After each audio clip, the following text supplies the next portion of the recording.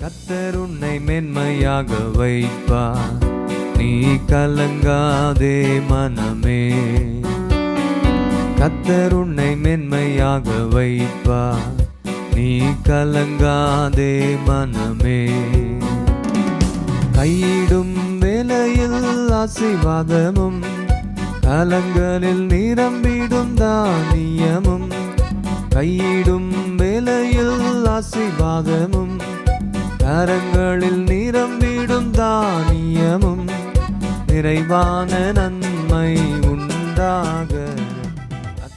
பிதா, குமாரன், பசுத்தாவியின் நாமத்தினால் நாம் அனைவருக்கும் கிருபையும் சமாதானம் உண்டாவதாக. ஆமென். இந்த சந்தோஷமான தியான வேலையில வந்திருக்கவங்களை கடவுள் ஆசீர்வதிப்பாராக. கடவுளின் வார்த்தைக்கு நாம் கீழ்ப்படியும் பொழுது அவர் நம்மை உயர்த்த வல்லவராய் இருக்கிறார். எப்பவுமே ஒரு வேலை செய்யும் போது அந்த இடத்துல நம்ம என்ன நினைப்போம், இந்த வேலை முன்னாடி யாரு செஞ்சிருப்பாங்க, இந்த வேலையில இந்த இடத்துல யாரு இருந்திருப்பாங்க, அவங்களுக்கு இந்த வேலையை பற்றி கொஞ்சம் தெரிஞ்சிருக்கும் இல்லையா. நாம அவங்க கிட்ட நம்ம கேட்டோம்னாக்கா இந்த வேலை குறித்ததான சில யோசனைகள் நமக்கு சொல்லுவாங்க. இதை எப்படி செஞ்சா ஈஸியா இருக்கும், இதை எப்படி எளிமையாக செய்யலாம், எப்படி நேரத்துல நம்ம முடிக்கலாம் என்று சில யோசனைகளை அந்த அனுபவத்தில் இருப்பவர்கள் சொல்லுவார்கள் அல்லவா என்று சொல்லி நம்ம யோசிப்போம். அப்போ நம்ம ஒரு வேலை செய்யும் போது, ஒரு இடத்துக்கு போகும்போது, ஒரு பொருளை வாங்கும் போது அதற்கு முன்பாக அதை யார் பயன்படுத்தினாங்க, அவர்களுக்கு அதிலே எந்த அளவுக்கு அனுபவம் இருக்கிறது என்று சொல்லி நம்ம பார்ப்போம். அதெல்லாம் பார்த்துட்டு அவங்க கிட்ட சில யோசனை கேட்போம் இல்லையா. இது மனிதனுடைய இயல்பு. அப்ப அதை பார்க்கும்போது ஒரு மனுஷங்கிட்ட ஒரு காரியத்தை குறித்ததான அனுபவத்தை நம்ம பெற்றுக்கொள்ளலாம், இன்னொரு மனுஷங்கிட்ட வேறொரு காரியத்தை குறித்ததான அனுபவத்தை கேட்கலாம். அப்போ ஒரே மனுஷங்கிட்ட எல்லாவற்றுக்கும் ஒரு அனுபவத்தை கேட்க முடியும்னாக்கா இல்ல, முடியாது. ஒரு மனுஷங்கிட்ட ஒன்றோ அல்லது இரண்டோ தான் இல்லையா, அப்படிப்பட்ட காரியங்களை தான் கேட்க முடியும்.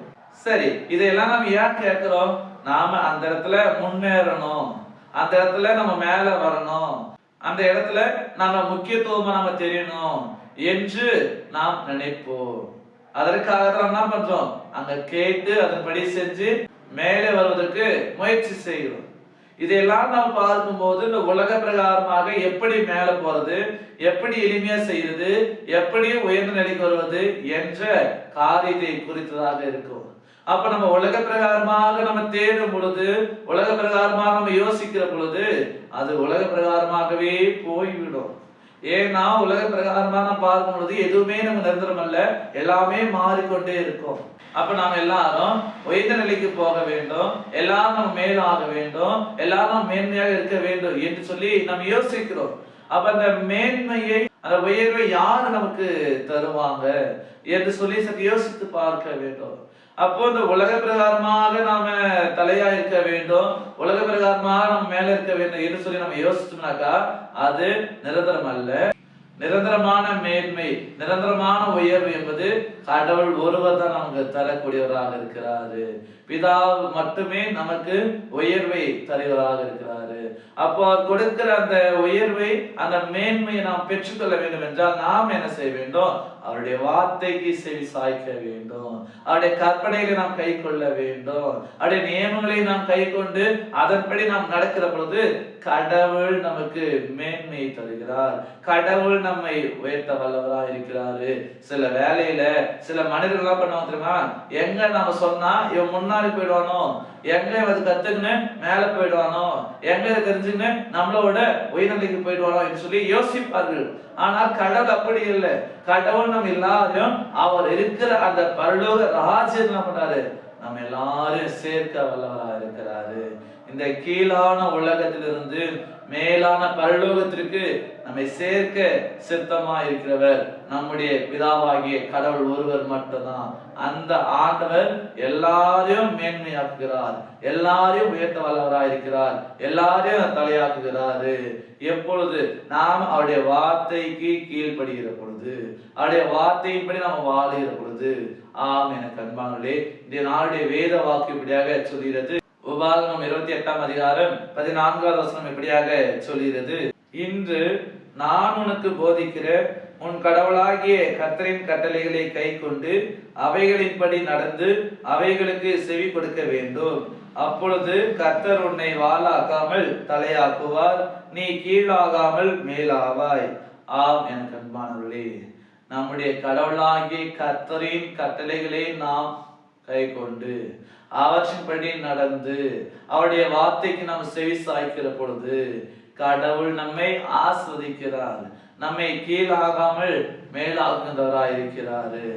ஆம், நம்மை வாளாக்காமல் தலையாக்குகின்றவராக இருக்கிறார்.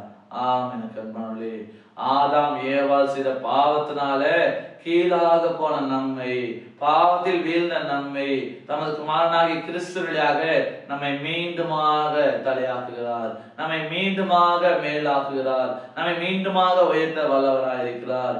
இயேசுவின் ரத்தத்தால, அவருடைய பாடு மனத்தின் அவருடைய உயிர்த்தின் வழியாக, இயேசு அவருடைய உயிர்த்தின் வழியாக நம்மை விட்ட பண்றார். அவரு மரணத்திலிருந்து மேலே எழுப்புகிறார், மரத்திலிருந்து நம்மை உயிர்ப்பிக்க செய்கிறவராக இருக்கிறாரு, நம்மை மீண்டுமாக கடவுளுடைய பிள்ளைகளாக இணைக்கிறாரு. அப்ப இந்த நாளில அந்த இயேசு ஆண்டவரை நாம விசுவாசிப்போம். மரணத்திலிருந்து நம்மை உயிரோடு எழும்ப செய்கிற இயேசு மட்டுமே நம்மை உயர்த்த வல்லவராக இருக்கிறார். அந்த இயேசு மட்டுமே நம்மை தலையாக்க வல்லவராக இருக்கிறார். அந்த இயேசு மட்டுமே நம்மை மேலாக்க வல்லவராக இருக்கிறாரு. மனுஷ அனுபவம் அல்ல, மனுஷ வார்த்தை அல்ல, கடவுளுடைய வார்த்தையே, கடவுளுடைய கற்பனைகளை நம்மை வழிநடத்தக்கூடியது. அந்த வார்த்தையை நாம் கை கொண்டு அதன்படி நடந்து அதற்கு செவி சாய்க்கிற பொழுது கடவுள் நம்மை உயர்த்துகிறார், நம்மை மேலாக்குகிறார், நம்மை தலையாக்குகிறார். இந்த வார்த்தை பிரகாரமாக தொடர்ந்து வாழ தூய ஆவியானவர் நம்மை பலப்படுத்தி காப்பாராக. ஆமீன். எல்லா ஆபத்துக்கும் மேலான தெய்வீக சமாதானம் உங்கள் இருதயங்களையும் சிந்தைகளையும் கிறிஸ்து இயேசுவுக்குள் காத்துக் கொள்வாராக. ஆமீன். யாவரும் கண்களை மூடி நாம் ஜெபிப்போம். பாவிகளாகிய எங்களை மீட்கும்படியாக தமது குமாரனை கொடுத்த பரமபிதாவே, இந்த சந்தோஷமான இந்த நாளுக்காக, இந்த நேரத்திற்காக நாங்கள் நன்றி படைக்கிறோம். இந்த காணொலி வழியாக நாம் உங்களுடைய வார்த்தையை தியானிப்பதற்கு நீர் பாருங்க கிருபைக்காக நாங்கள் நன்றி படைக்கிறோம்.